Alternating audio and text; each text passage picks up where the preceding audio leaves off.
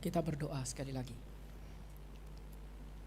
Bapa di dalam surga, kami memohon pimpinan Tuhan, karena kami tahu tidak ada satupun dari kami yang sanggup menguasai firman Tuhan tanpa Tuhan itu yang membukakan, menerangi pikiran dan hati kami. Karena itu kami itu memohon Tuhan itu sudi menerangi pikiran dan hati kami, sehingga kami itu boleh mendengar suara Tuhan itu menembusi hati kami. Kami boleh membawanya, kami boleh terus menggumulkannya, dan terutama kami boleh terus digerakkan untuk menghidupi firman Tuhan. Sehingga kedatangan kami ke gereja ini menjadi satu kedatangan untuk kami memberi diri, dibentuk oleh Tuhan dan diarahkan oleh Tuhan, terutama melalui firman-Mu. Karena itu Bapa, pakailah hamba-Mu dengan segala keterbatasan. Kiranya Tuhan sendiri yang boleh memakai dan boleh berbicara, Tuhan sendiri yang boleh menyentuh setiap kami, mempertumbuhkan setiap kami. Di dalam nama Yesus Kristus kami itu berdoa. Amin. Shalom Bapak Ibu yang dikasihi dalam Tuhan. Hari ini kita akan sama-sama membahas satu tema, yaitu iman yang bertumbuh. Diambil dari Efesus pasal yang pertama ayat 15 sampai dengan ayat yang ke-23. Bagian ini sebelum kita baca, kita akan melihat pemisahannya, pemenggalannya, sehingga nanti ketika kita membaca kita akan lebih jelas bagaimana pemenggalan dan bagaimana tiap bagian-bagian ini kita bisa mengerti. Sebelum membaca, sekali lagi saya ingin masuk di dalam bagian semacam struktur. Di dalam Efesus pasal 1 ayat 15 sampai 23 ini menjadi satu bagian ketika Paulus itu sudah membuka suratnya, kemudian dia itu memberikan ucapan syukur dan laporan doa. Ini umum saat itu dilakukan, jadi Paulus itu kemudian melanjutkan di dalam ayat 15 itu ucapan syukur dan berdoa. Jadi dia mengucap syukur lalu dilanjutkan dengan laporan doa. Jadi di dalam bagian pertama tentu saja ini adalah ucapan syukurnya. Paulus nanti mengucap syukur atas iman dan kasih jemaat. Ini di dalam ayat 15 sampai 16. Lalu di dalam bagian berikutnya itu adalah doanya. Jadi doanya itu ayat 17 sampai nanti ayat ke-23. Paulus berdoa agar jemaat itu bisa terus mengenal Allah dengan benar. Dan pengenalan itu kemudian nanti dia jabarkan menjadi 3 macam, yaitu mengenal kekayaan kemuliaan yang dianugerahkan, lalu mengenal kehebatan kuasa Allah, lalu baru ditutup dengan mengenal karya Allah yang menjadikan Kristus itu kepala jemaat. Kita akan membaca di dalam bagian ini agar kita bisa lebih mudah mengikuti alur yang dituliskan Paulus. Kita akan melihat satu persatu bagian ini. Kita akan mulai di dalam bagian pertama, yaitu Paulus itu mengucap syukur atas iman dan kasih jemaat. Dikatakan demikian firman Tuhan. Karena itu setelah aku mendengar tentang imanmu dalam Tuhan Yesus dan tentang kasihmu terhadap semua orang kudus, aku pun tidak berhenti mengucap syukur karena kamu. Dan aku selalu mengingat kamu dalam doaku. Lalu dia kemudian menjabarkan doanya, laporan doanya. Dan meminta kepada Allah Tuhan kita, Yesus Kristus, yaitu Bapa yang mulia itu, supaya ia memberikan kepadamu roh hikmat dan wahyu untuk mengenal dia dengan benar. Dan supaya ia menjadikan mata hatimu terang, agar kamu mengerti pengharapan apakah yang terkandung dalam panggilannya, yaitu betapa kayanya kemuliaan bagian yang ditentukannya bagi orang-orang kudus. Lalu permintaan kedua yaitu agar kita itu mengenal tentang betapa hebat kuasanya, dikatakan. Dan betapa hebat kuasanya bagi kita yang percaya, sesuai dengan kekuatan kuasanya yang dikerjakannya di dalam Kristus dengan membangkitkan dia dari antara orang mati dan mendudukkan dia di sebelah kanannya di surga, jauh lebih tinggi dari segala pemerintahan dan penguasa dan kekuasaan dan kerajaan dan tiap-tiap nama yang dapat disebut, bukan hanya di dunia ini saja, melainkan juga di dunia yang akan datang. Lalu mengenal pengenalan yang ketiga dijabarkan. Dan segala sesuatu telah diletakkannya di bawah kaki Kristus. Dan dia telah diberikannya kepada jemaat sebagai kepala dari segala yang ada atau segala sesuatu. Jemaat yang adalah tubuhnya, yaitu kepenuhan dia yang memenuhi semua dan segala sesuatu. Demikian pembacaan firman Tuhan. Bapak Ibu, jika kita melihat di dalam bagian ini, sekali lagi bagian ini menjadi ucapan syukur dan laporan doa Paulus. Di mana di dalam bagian ini Paulus mengindikasikan jemaat ini seolah-olah menjadi jemaat yang dia itu syukuri karena bertumbuh. Tapi di dalam pertumbuhan itu seolah-olah masih kurang bagi Paulus. Karena itu dia kemudian lanjutkan dengan laporan doa, di mana doa itu berisi permintaan Paulus agar jemaat itu terus bertumbuh di dalam pengenalan yang benar akan Kristus. Ini di dalam bagian yang tadi kita baca.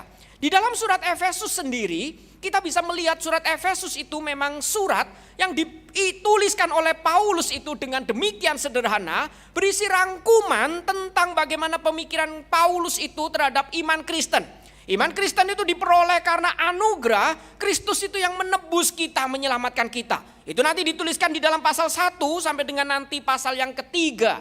Lalu dilanjutkan pasal 4 sampai pasal 6, setelah kita itu tahu, iman Kristen kita itu tahu, kita itu diselamatkan. Kita beroleh iman yang menyelamatkan kita. Kita diselamatkan hanya oleh iman. Di situ Paulus kemudian melanjutkan signifikansinya apa.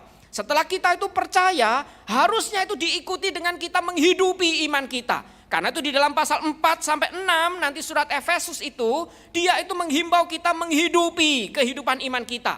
Jadi pasal 1 sampai 3 Paulus itu membicarakan tentang doktrin, merangkum dengan sedemikian rupa doktrin keselamatan yang diberikan bagi kita sehingga kita bisa beriman. Lalu bagaimana setelah kita mengerti doktrin, kita itu punya duty untuk kita itu lakukan, hidupi iman itu. Sehingga kita itu bisa menghidupi kehidupan kita itu bisa memiliki kehidupan yang berbeda di tengah-tengah tantangan dunia ini. Di tengah banyaknya bentuk kebudayaan yang menekan iman Kristen, harusnya kita itu bisa signifikan menghidupinya. Di tengah-tengah banyaknya kekuasaan dan penguasa yang mengikat membelenggu kita. Itu yang menjadi tema utama di dalam surat Efesus, yaitu tentang penguasa dan kekuasaannya. Disitulah kemudian Paulus itu membuka surat ini dengan memberikan ucapan syukurnya dan berdoa. Paulus itu mengingatkan bahwa penguasa tertinggi itu sebenarnya adalah Kristus. Di atas semua penguasa yang lain. Di atas semua kekuasaan yang lain. Kekuasaan dia itu yang paling tinggi. Kenapa? Karena tidak ada satu wilayah pun itu yang tidak dikuasai oleh Kristus. Semua aspek dalam hidup manusia pun itu harusnya tunduk di bawah kaki Kristus. Itu yang Paulus itu ungkapkan di dalam bagian surat-surat Efesus. Dan kita mengerti, Paulus mengungkapkan hal ini hal yang mengejutkan bagi mereka. Karena saat itu kota Efesus adalah kota yang sangat maju. Kota Efesus itu bahkan pusat perdagangan. Ini kota yang sangat penting bagi pemerintahan saat itu. Ini pusat politik, pusat ekonomi. Dan bukan cuma itu, dia bukan cuma kuat dalam kuasa politik dan ekonominya, tapi juga kuat itu di dalam kerohanian. Di dalam kota Efesus itu banyak sekali kuil-kuil pemujaan dewa-dewi. Banyak penguasa yaitu dewa-dewi yang dipaparkan di sana, yang diberikan di sana. Banyak kuil-kuil dengan semua kuasa rohaninya itu yang dipamerkan di sana. Bahkan sekarang banyak yang sudah runtuh, tapi reruntuhan itu masih membuat orang modern itu terkagum-kagum.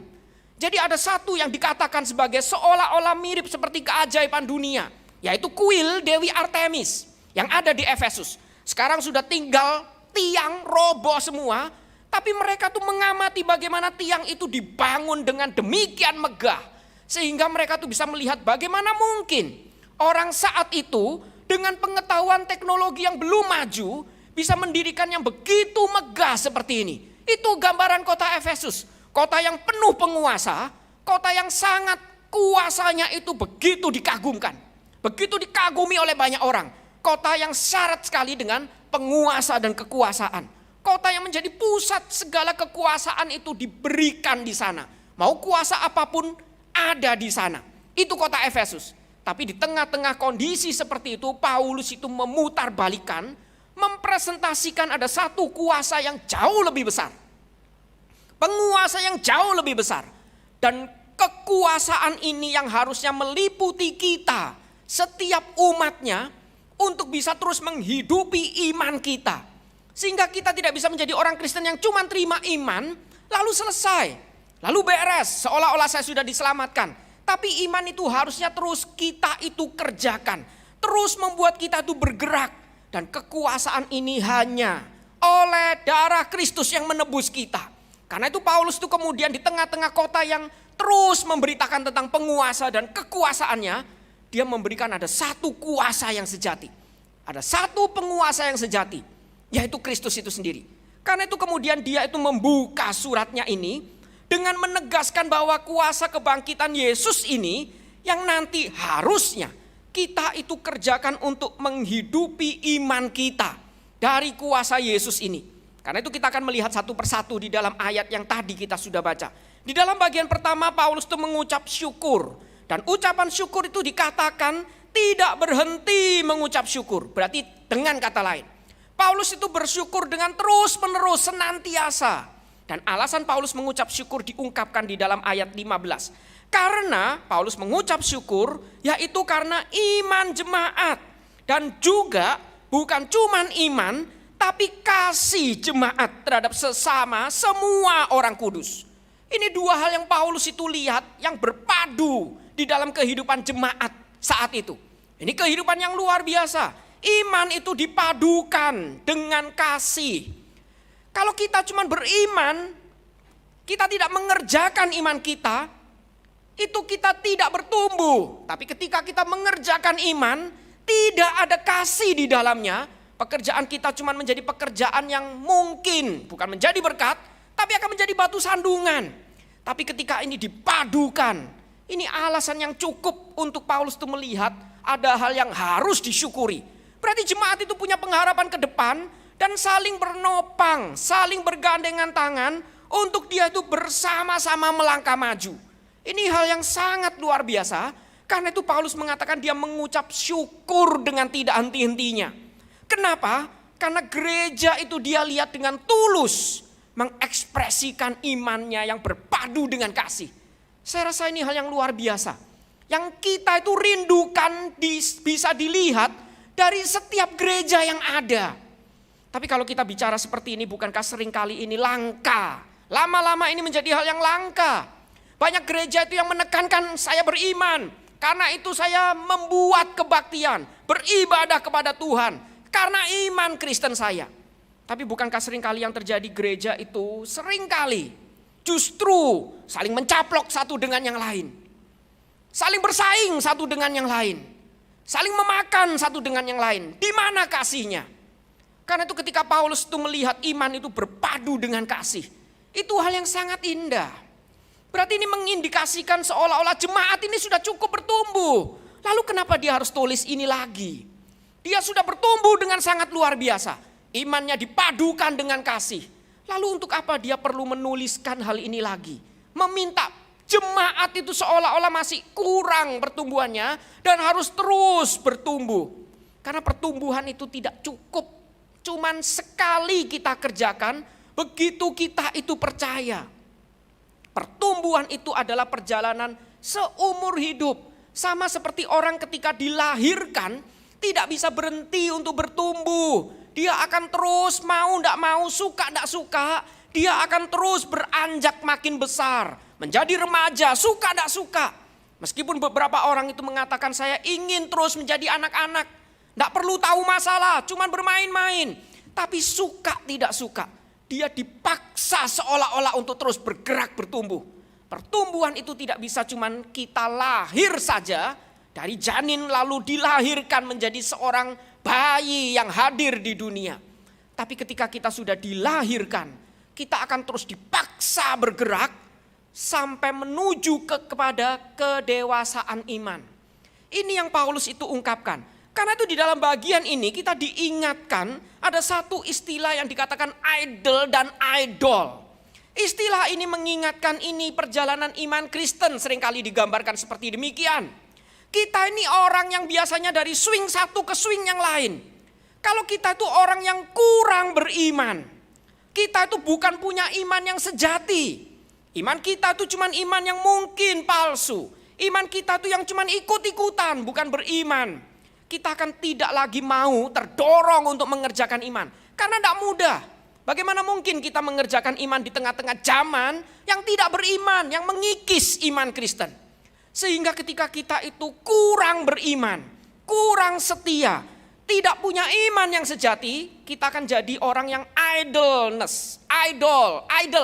Idol itu seolah-olah kita tuh berhenti. Seperti motor itu kalau berhenti di lampu merah, lalu idolnya kita aktifkan, langsung mesin itu berhenti. Berarti motor itu seolah-olah berhenti juga enggak, karena enggak sedang parkir. Sedang menunggu lampu merah. Kita di atas motor itu. Tapi mesinnya mati. Ini mati atau hidup sebenarnya? Kalau mati ya parkir. Ini bukan parkir, tapi jalan juga bukan. Mesinnya tapi mati. Tapi seolah-olah ini masih aktif karena kita tahu masih on. Belum off, masih on tapi mesinnya mati. Demi alasan irit bensin. Itu orang Kristen, banyak orang Kristen itu irit. Irit iman, irit bensin. Sehingga kita itu kadang-kadang menjadi orang yang suka idle. Kalau misal kita itu bayangkan, kalau ada reuni, misal kalau saya sudah umur seperti ini, mungkin saya bayangkan ada reuni korem. Ketika reuni korem itu ketemu dengan orang-orang yang sudah tidak korem lagi, tapi pernah mengecap korem, mari kita berbagi cerita. Masihkah ada seperti ucapan Paulus, aku mendengar tentang imanmu dalam Tuhan dan tentang kasihmu terus bertumbuh. Atau jangan-jangan kita menjumpai ada satu orang, atau jangan-jangan itu kita, yang ketika berbagi cerita, kita cuma bisa tertawa. Dari dulu sampai sekarang saya mentok, berhenti, stuck, idle. Saya tidak menjadi orang Kristen yang bergerak kemanapun. Atau kalau kita mulai bergerak, oke, saya harus pelayanan. Pelayanan itu menjadi segalanya bagi kita.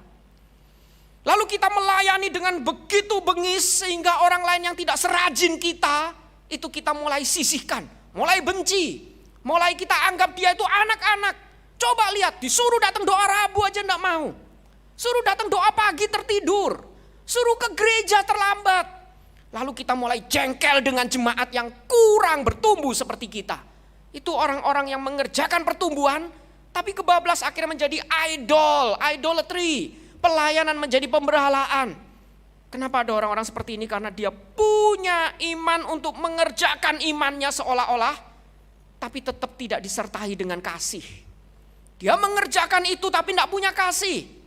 Dia mengerjakan itu tapi tidak lagi sabar, mengasihi, mengajak jemaat untuk sama-sama mengerjakan iman ini di hadapan Tuhan. Nah, ini yang Paulus itu doakan. Dia mengucap syukur karena jemaat ini tidak seperti demikian. Dia punya iman jadi terus bergerak. Dan dia punya kasih. Berarti tidak menjadi pemberhalaan. Yang dikerjakan dia itu bukan pemberhalaan. Dia bukan mencintai pekerjaan demi pekerjaan itu sendiri. Pemberhalaan.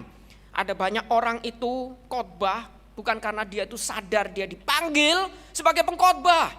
Dia khotbah karena dia doyan khotbah. Dia kepingin didengar. Di rumah mungkin gak didengar sama istrinya. Dilecehkan oleh anaknya. Jadi pengkhotbah, Bapak Ibu harus terpaksa duduk mendengar. Dan saya akhirnya khotbah dengan bablas karena saya menikmati didengar.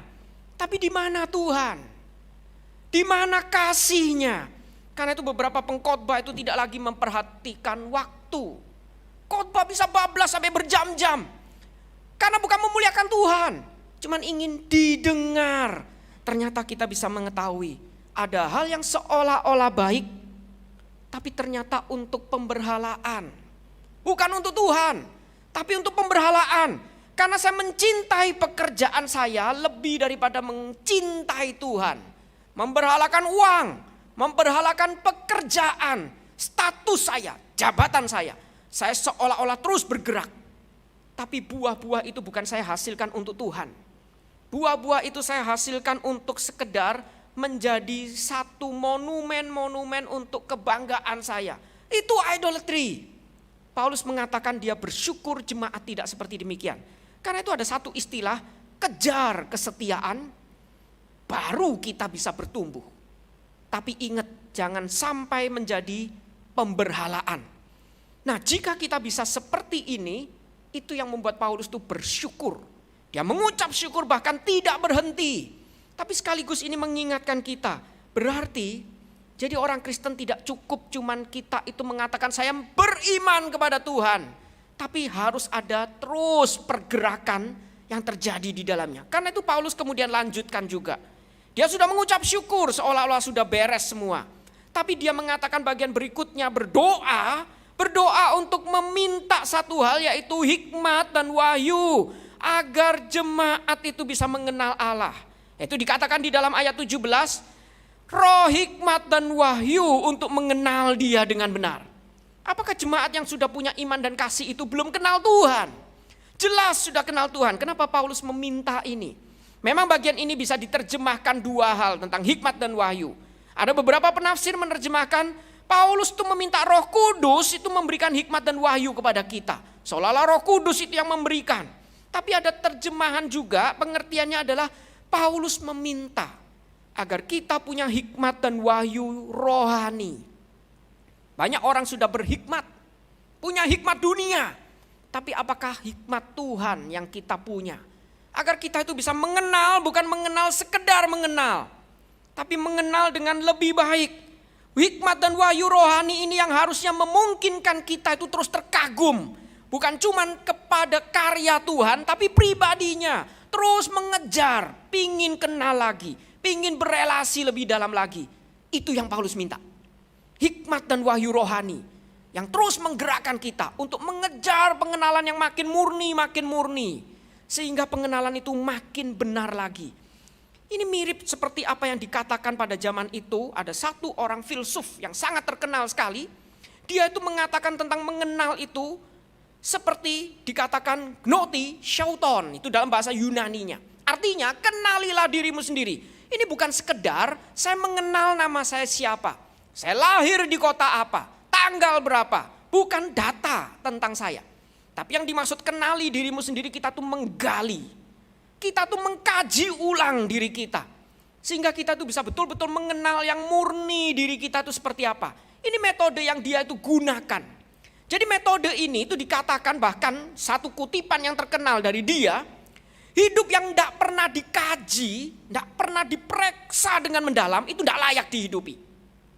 Kalau untuk diri sendiri aja sampai seperti ini, bukankah harusnya untuk Tuhan kita kejar dengan lebih giat lagi? Kalau untuk diri saja dikatakan kita tidak mengkaji sampai kita mengenal diri, itu berarti tidak layak menghidupi hidup kita. Apalagi untuk Tuhan. Tapi bukankah kenyataan pertama ini memang benar? Banyak orang itu yang bahkan tidak pernah betul-betul bertumbuh menggali dirinya, mengkaji dirinya. Mencari panggilannya, mencari makna hidupnya yang Tuhan sudah sediakan. Dan bagaimana cara mencari? Sokrates mengatakan terus cari definisi itu sampai murni. Misal ketika ditanya, keberanian itu apa? Kita tuh merasa tahu tentang keberanian. Tapi ketika dikejar, apa itu keberanian? Apakah ketika saya tuh maju perang, lalu lutut gemeter itu bisa dikatakan berani? Oh enggak bisa, itu penakut karena lutut gemeter. Kalau gitu berani itu apa? Enggak boleh gemeter. Kalau gitu gimana kalau kamu pergi perang, lalu nanti ada orang gila ngeliat, oh main perang-perangan. Lalu dia ikut, lututnya gak gemeter, dia maju. Itu berani bukan? Lalu dikatakan bukan, beda berani sama gila. Kalau gitu berani itu apa? Dia terus kejar. Kalau gitu gimana misal ada seorang anak kecil. Dia tahu melewati satu rumah itu yang isinya itu orang yang sangat kejam, pembunuh berdarah dingin. Lalu dia tuh lewat rumah itu beserta anjingnya tiba-tiba lepas masuk di rumah itu. Lalu anak kecil ini dengan ketakutan, tapi karena sayang sama anjingnya, dengan lutut yang gemeter, dia maju untuk selamatin anjingnya. Cari anjingnya di rumah itu, resikokan nyawanya. Sampai dia temuin anjingnya itu, lalu dia bak lari. Itu berani enggak? Oh berani. Loh gimana? Kan kakinya gemeteran. Katanya bukan gemeteran, kok berani? Akhirnya mereka semua sama-sama tanya, iya ya apa itu keberanian? Dia terus kejar sampai dapat definisi yang murni apa itu keberanian. Bukan asal. Kalau untuk seperti itu saja kita kejar. Untuk Tuhan kenapa kita tidak kejar? Karena itu Paulus mengatakan lebih daripada mengenal diri. Dia juga menuntut kita itu untuk cari tahu tentang Tuhan. Dia pakai kata itu bukan cuma sekedar gnosis dalam bahasa Yunani. Tapi dia tambahkan awalan di depannya epignosis. Epignosis itu yang diterjemahkan mengenal dia dengan benar. Maksudnya itu adalah apa? Epignosis itu bukan cuma sekedar tahu tentang Tuhan. Tapi saya tuh memiliki pengetahuan yang tepat, mendalam, menyeluruh tentang Tuhan. Berarti saya itu menuhankan dia bukan cuma ketika hidup saya itu baik. Tapi ketika hidup saya penuh dengan kekecewaan pun saya tetap tahu dia Tuhan. Mengenal dia Tuhan, berusaha mencari tahu kehendak dia. Di tengah kesulitan saya, itu epignosis. Bukan cuman saya tahu data. Seperti saya mengatakan saya tahu tentang Jokowi, tapi saya tidak pernah kenal dia. Saya cuman tahu dia karena banyak muncul di TV, fotonya dipajang di mana-mana. Saya tahu dia presiden Indonesia. Saya tahu dia yang memimpin negara ini. Tapi saya tidak pernah kenal dia. Saya tidak pernah tahu bagaimana kebiasaan dia. Suka makan apa. Saya tidak pernah bercakap-cakap dengan betul-betul mengenal dia. Seperti kalau kita bercakap-cakap dengan orang. Kita cuma sekedar bercakap-cakap karena tahu dia hamba Tuhan. Ngajak ngomong dia karena dia hamba Tuhan. Tapi tidak betul-betul mengenal. Karena itu ini terjemahan dari bahasa Ibrani yaitu yada. Yada itu juga sama di dalam konsep Ibrani itu tahu. Tapi lucunya yada itu juga bisa diterjemahkan memilah, membedakan. Tapi yada juga bisa diterjemahkan bersetubuh suami istri. Jadi yada itu bukan cuma tahu karena saya mengetahui sesuatu, belajar sesuatu, tahu tentang Tuhan. Tapi yada itu diibaratkan ketika Alkitab menulis, maka si A menghampiri istrinya lalu hamilah istrinya. Kata menghampiri itu pakai kata yada. Berarti si A mempelajari istrinya. Lalu hamilah istrinya, itu belajar apa? Karena itu konsep yada itu bukan cuma sekedar tahu belajar, tapi diibaratkan seperti suami istri itu yang sangat intim. Sangat berelasi itu betul-betul mengenal satu sama lain dengan baik. Mengenal dengan utuh, itu yada. Sehingga melalui pengenalan itu dia bisa memilah kehendaknya pasangannya itu apa. Yang baik apa. Itu yada. Itu epignosis. Meskipun kita tahu data itu penting. Tapi itu tidak cukup. Karena itu Paulus mengatakan kalau kamu itu bertumbuh tapi tidak pernah mengenal Tuhan dengan benar, pertumbuhanmu nanti akan menjadi pemberhalaan. Atau kalau kita tidak kenal Tuhan dengan benar, kita akan takut untuk melangkah hidup bagi Tuhan. Karena itu ini hal yang perlu sekali. Sama seperti Yesus itu pernah berkata kepada murid-muridnya, menurut kamu siapakah aku ini? Lalu murid-muridnya itu menjawab, ada yang bilang kamu itu Elia, ada yang bilang kamu itu Nabi, ada yang bilang kamu ini. Yesus tanya sekali lagi, menurut kamu sendiri, siapakah aku ini? Kalau hari ini Yesus itu tanya kepada kita, menurut kamu siapakah aku ini? Apakah jawaban saya itu menurut dulu saya belajar di sekolah teologi kamu adalah ini. Menurut buku ini kamu adalah ini. Menurut tokoh teolog ini kamu adalah ini. Yesus tanya, menurut kamu sendiri yang sudah berani lulus dan khotbah kepada jemaat, siapakah aku ini? Karena itu di dalam Alkitab kemudian dikatakan murid-murid diam, cuman satu orang yang nyeletuk, Petrus. Petrus berkata, engkau adalah Mesias. Tapi Mesias itu cuman data buat dia. Mesias itu cuman data bahwa Mesias kalau datang katanya gini, katanya gini, katanya gini. Tapi Yesus mengatakan Mesias yang sebenarnya itu ini. Dia presentasikan dirinya. Dia presentasikan tugasnya. Tapi Petrus justru menolak, menarik Yesus, langsung mengatakan sekali-kali hal itu tidak boleh terjadi padamu. Seolah-olah apa? Konsep Mesiasmu keliru. Harusnya Mesias yang benar adalah seperti yang saya pikirkan. Itu Petrus tahu tentang Tuhan, tahu tentang Yesus. Dia mengikut, meninggalkan semua. Tapi tidak pernah kenal sungguh-sungguh, berelasi padahal sehari-hari bersama Yesus.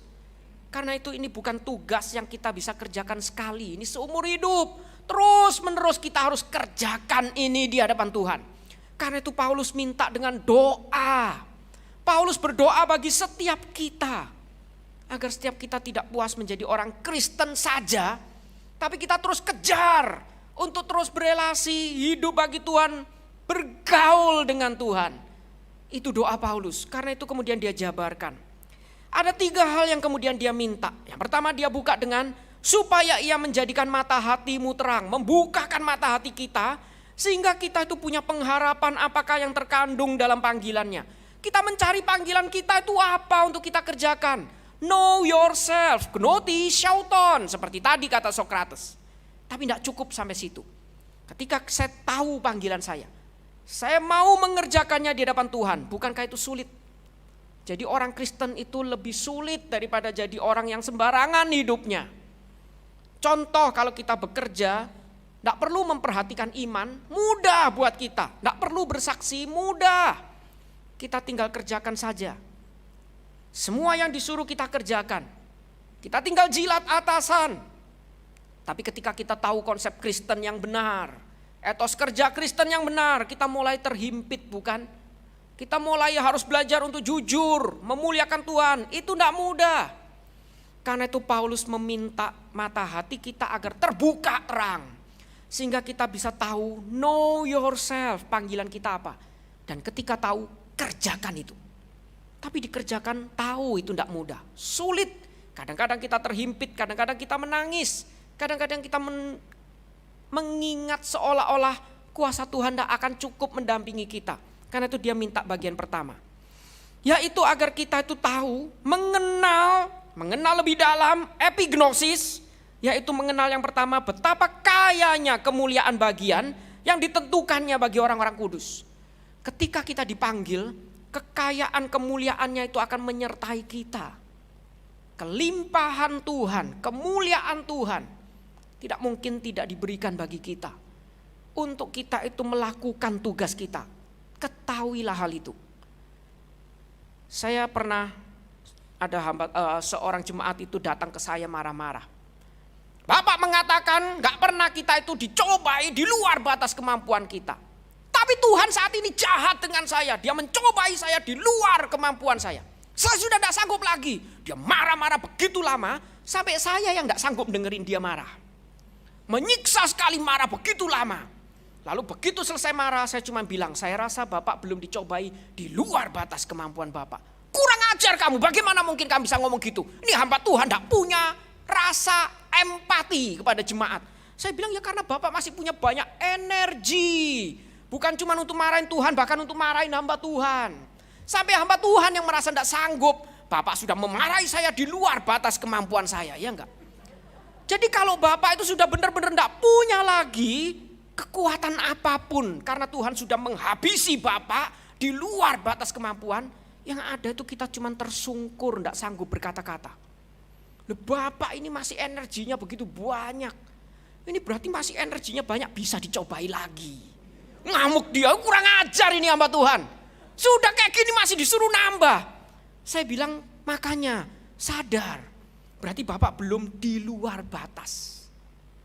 Masih ada energi. Pakai energi itu untuk lihat Tuhan mau apa dalam kondisi ini. Kekayaan, kelimpahan, kemuliaan Tuhan itu akan terus menyertai. Meskipun sulit, saya tidak bilang mudah. Siapa sih yang bilang mudah jadi orang Kristen? Orang-orang di sana bilang kristenisasi. Seolah-olah masuk Kristen itu gampang. Tanya aja orang yang mau masuk Kristen, dibaptis saja harus ikut katekisasi. Katekisasi kadang ada percakapan penggembalaan. Dan saya tidak tahu di GKI Citra seperti apa. Dulu saya waktu di Greenfield ada yang tidak saya lulusin. Karena teologinya ngaco, kalau dilulusin itu nanti bahaya. Saya suruh ngulang lagi tahun depan saya dimaki. Jadi orang Kristen susah banget sih. Saya bilang karena jadi orang Kristen memang tidak pernah mudah. Kita harus mengenal Tuhan dengan sungguh-sungguh. Siapa yang bilang mudah? Tapi ingat, kalau kita dipanggil, kuasa kemuliaan Tuhan itu, kenali itu. Tidak akan habis menyertai kita. Akan terus memampukan kita. Menggairahkan kita untuk terus bergerak. Energi kita banyak, jangan buru-buru nyerah. Jangan pakai untuk ngomel. Tapi pakai untuk terus cari celah. Murnikan definisi apa yang betul-betul Tuhan mau. Kerjakan itu. Itu yang pertama Paulus minta. Lalu di situ kita mulai katakan susah. Karena itu Paulus katakan yang kedua lagi. Memang tahu susah, karena itu yang kedua.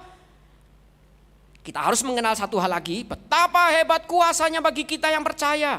Sesuai dengan kekuatan kuasanya yang dikerjakannya di dalam Kristus. Dengan membangkitkan dia dari antara orang mati. Dan mendudukkan dia di sebelah kanannya di surga.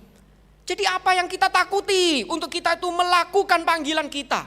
Ingat, kenalah kuasa kebangkitan dan kenaikan Kristus.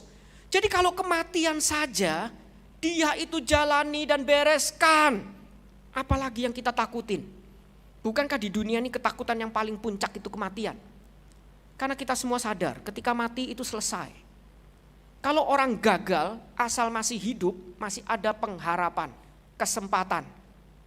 Tapi kalau gagal lalu mati, mau ngulangnya kapan?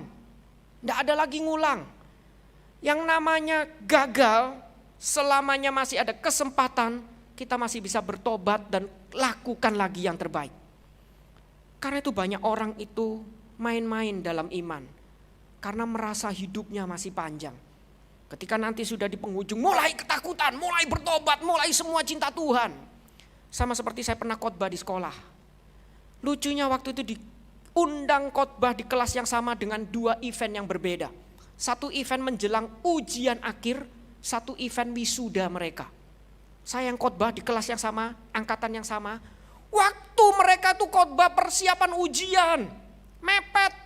Mereka takut sekali. Aktif semua dengan baik, tertib semua, beriman semua. Diajak baca Alkitab, semua baca. Tidak ada yang tidak bawa Alkitab karena takut tidak lulus. Ketika sudah lulus, saya khotbah lagi, ini kok kayak orang yang berbeda. Semua ribut, kenapa? Karena sudah lulus. Tidak butuh lagi Tuhan. Kelulusan tidak bisa dicabut oleh Tuhan. Tapi nyawamu bisa dicabut. Ditakut-takutin gitu baru diem, ini hamba Tuhan kurang ajar gitu kan. Jadi kita tuh selama masih ada hidup, kita tahu masih ada kesempatan. Karena itu ketakutan yang paling puncak dalam hidup kita adalah kematian. Tapi kematian saja bisa dikalahkan, diselesaikan oleh Yesus.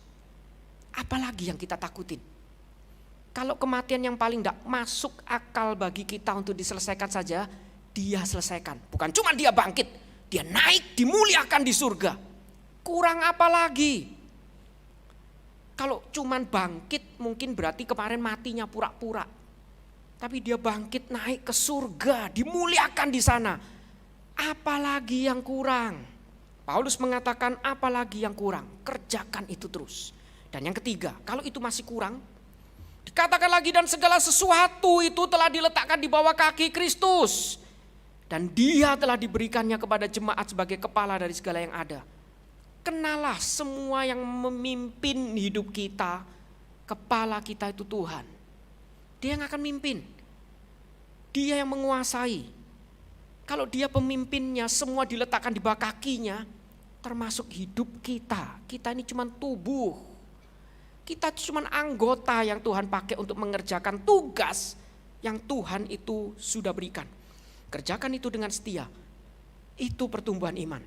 Jadi saya bisa simpulkan pertumbuhan iman yang terus bertumbuh, dimulai dari bagaimana kita itu menyatukan iman dan kasih. Dipadukan, dihidupi di dalam gereja.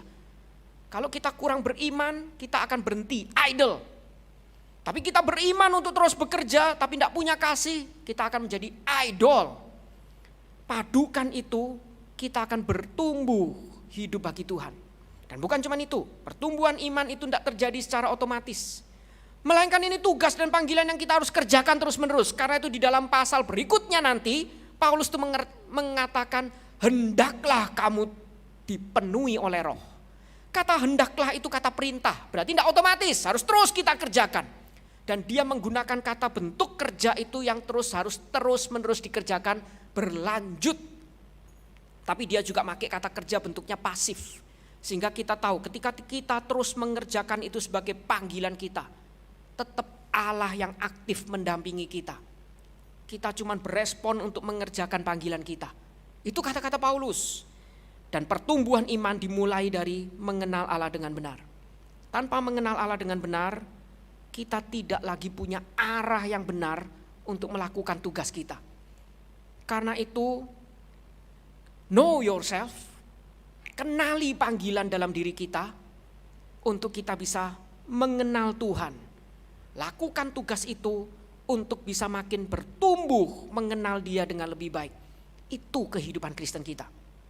Dan bukankah itu yang harusnya dilakukan gereja? Dan bukankah ketika itu dilakukan gereja, gereja akan bersinar di tengah-tengah himpitan, kikisan iman dari dunia. Gereja terus bersinar, terus mewartakan Kristus melalui semua tindakan kita yang adalah panggilan dari Tuhan bagi setiap kita. Mari kita tundukkan kepala, kita berdoa dan kita meminta pimpinan Tuhan. Bapa di dalam surga, kami sekali lagi ingin menyadari keberadaan kami. Seringkali kami merasa kami ini sudah Kristen, itu cukup bagi kami. Tapi Paulus itu mengingatkan setiap kami untuk kami itu memulai dengan menggali diri kami.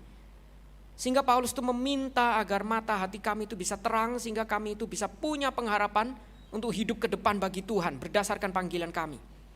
Dan ketika kami itu sadar, kami ingin menjalankan, menghidupi iman kami tahu itu tidak mudah. Kami tahu itu tidak mudah. Karena itu Paulus meminta hanya satu, agar kami belajar mengenal Tuhan dengan lebih baik. Berelasi intim, itu berarti bukan hanya sekedar kami tahu Tuhan yang dikhotbahkan, dipresentasikan, dipelajari. Di dalam kekristenan kami tahu data tentang Tuhan, itu penting. Tapi itu tidak cukup. Tapi itu berarti Paulus ingin kita itu setiap kami itu betul-betul boleh menghidupi iman kami. Berelasi dengan Tuhan, sehingga ketika kami berelasi kami boleh tahu bahwa Tuhan itu telah memberikan kami kelimpahan anugerahnya. Bahkan Tuhan itu telah mengalahkan kesulitan yang paling besar di dunia, yaitu kematian, bahkan dimuliakan. Dan Tuhan itu meletakkan semua itu tunduk di bawah kakinya. Dan Tuhan itu menjadi kepala kami. Jadi apalagi yang menjadi kendala kami untuk hidup bagi Tuhan? Kami tahu itu tidak mudah, tapi kami tahu itu bukan hal yang mustahil untuk kami kerjakan. Karena itu sekali lagi kuatkan kami. Berikan kami pengenalan yang benar untuk kami hidup bagi Tuhan. Dan kami rindu setiap kami boleh memiliki iman dan kasih yang terus bertumbuh di dalam Tuhan. Sehingga kami boleh memuliakan Tuhan di dalam kehidupan kami. Inilah doa dan permohonan kami yang kami panjatkan hanya di dalam nama Yesus Kristus. Amin.